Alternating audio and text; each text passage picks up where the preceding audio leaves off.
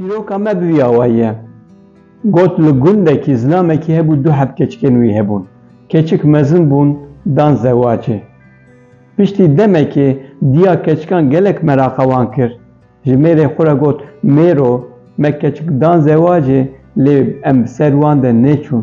Gelo rewşa wan çawa ye tiştek bixwin li xwekin heye tune ye. Ka here mêzeke rewşa wan çawa ye.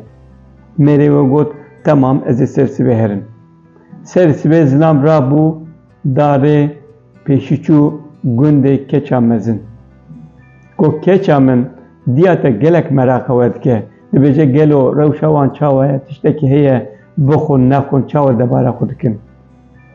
Keçikê got bavo wele me îsal genim ajotiye eger baran xweş bibare wê genimê me baş were û em ê gelek wê rewşa me gelek baş bibe lê eger baran nebare îsal ji bo me wê gelek zehmet be. Zilam got keça min Xwedê alîkarê we be. Piştî wê xwatir xwest û çû gundê keça biçûk. Piştî hal û hewalê ji keça xwe pirsî got keça min diya te gelek meraqa we dike gelo rewşa we çawa ye tiştekî heye hûn bixwin li xwekin yana. Keçikê got babo wele me kerpît çêkirine ji heriyê me dane ber tavê eger baran nebare wê hişk bibin em ê bifroşin û wê rewşa me gelek baş be.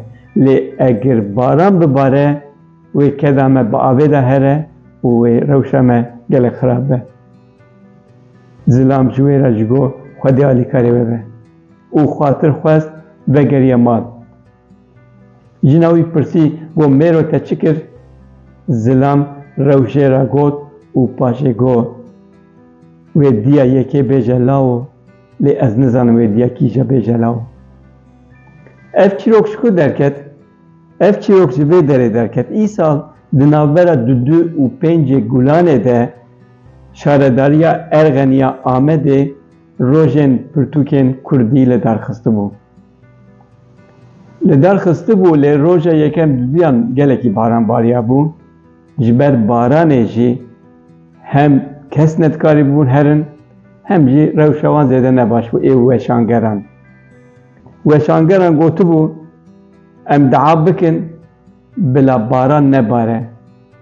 Kek Silêman gerînendeyê giştî yê weşanxaneyê Nûbiharê ku ew jî beşdarê fuarê bibûn ji weşangeran gotibû erê hûn wisa dixwazin lê cotkar jî ji bo nîsk û genwê wan baş bibe dea dikin ku baran bibare. Çîroka me ji vir derket. Wê diya yekê bêje law wê diya kî bêje law em nizanin. Lê belkî jî rêya sêyem hebe.